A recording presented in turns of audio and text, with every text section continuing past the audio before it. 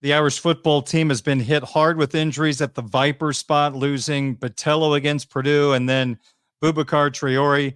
We don't have the official word yet, but based on emotions, his reaction on the sideline, where the ice was on the knee, you have a feeling the answer is not going to be very good in regards to his status. So let's assume Traore is out for a short amount of time or the season.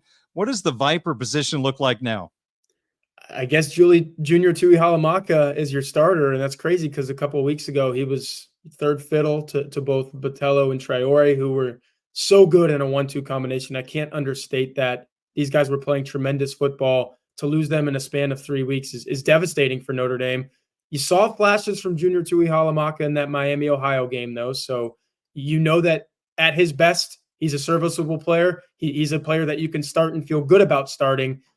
But I'm not sure that he was up to a Botello standard or even a Traore standard in terms of just game wrecking, getting to the football down after down. I mean, Traore was tackles for loss, sacks. He had an interception return for a touchdown, for crying out loud. He was doing everything for this football team. It is just downright awful to lose a playmaker like that. So if he's out for a game or two or the rest of the season, going to be awful for Notre Dame. But Tui Alamaka has to step up. And then Logan Thomas, you saw the true freshman come in against Louisville and play.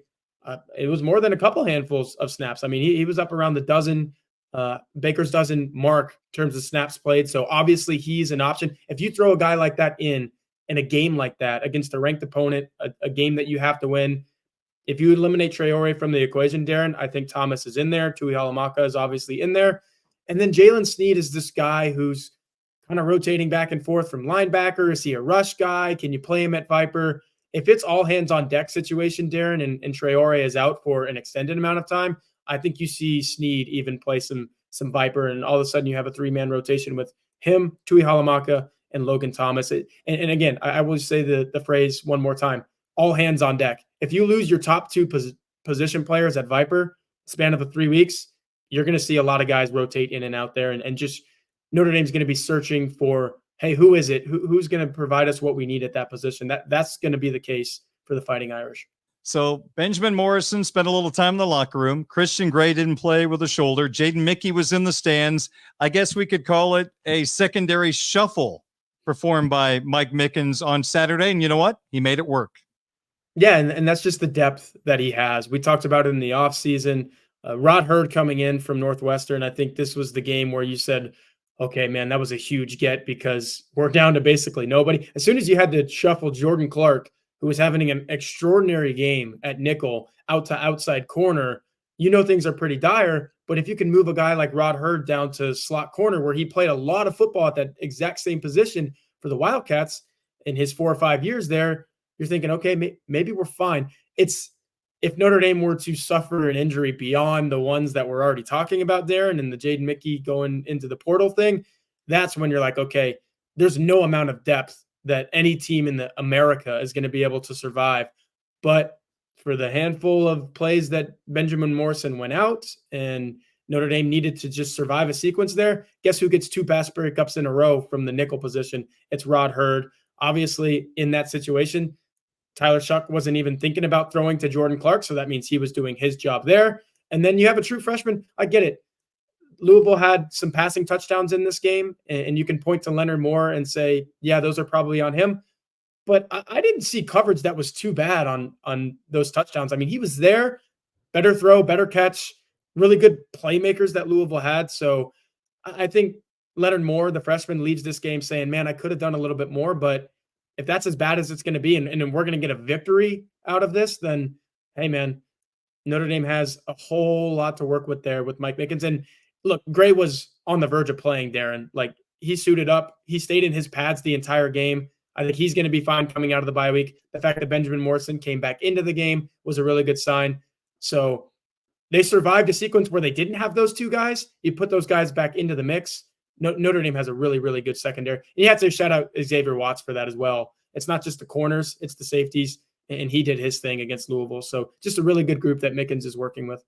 Finally, first-time starter Drake Bowen at linebacker. It seems like he is playing faster every week. And tough, physical, hard-nosed football player.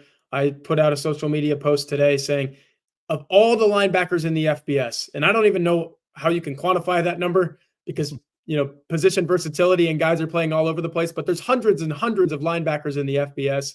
He has the number 2 Pro Football Focus tackling grade of any of them at 89.8, I believe it was. And then there was another Pro Football Focus number. I should look this up right now, but he's at the top of the charts, basically, Darren, is all you need to say. He's a guy who is first-year starter, obviously, and only his second year playing college football. And you kind of worry about that when you have guys like Drew White and then J.D. Bertrand for Notre Dame at the middle linebacker position. But he's come in and, Kingston Viliamu-Asa is a freshman who I think a lot of people think is going to start a lot of games for Notre Dame at the middle linebacker position. But you have a guy in Bowen who's like, hey, I'm still here. I'm still playing. And look, he had that – he kind of roughed up Tyler Shuck on that one play. But I was sitting there thinking in the press box, Darren, I think that's a clean football play. And anytime you go to the review, and in this era of college football in 2024, they're able to confidently say, no, that was not targeting. The tackler did his job. It was a hit to the chest. It wasn't a hit to the head. That's an impressive football play for Drake Bowen. I get it. Louisville scored a touchdown there. But time and again, to your original point, Darren, Drake Bowen just shows up as a guy who's getting to the quarterback, getting to the football, and he'll let you know about it. I don't know if you've noticed, but there's some plays where he's like, jawing a little bit in the ear of the opposition. And I think I love that. And Mike Goolsby is a guy that we have on this YouTube channel, obviously, played the position. He loves that too. So if he loves it, I love it. And I think a lot of Notre Dame fans love it as well. What is a bye week like at blueandgold.com? Yeah, pouring through these Pro Football Focus numbers that I've referenced a million times on this particular hit. It's a lot of, hey, where's Notre Dame at right now? Where do we think they can get to? Big picture stuff, small minute details as well. So a little bit of everything. And I think Blue and Gold is an awesome place to be because we provide the readers with that. So definitely go to blueandgold.com. Just because Notre Dame's not playing a game this week doesn't mean that we are not going to be all over it in terms of coverage. So blueandgold.com, the place to be.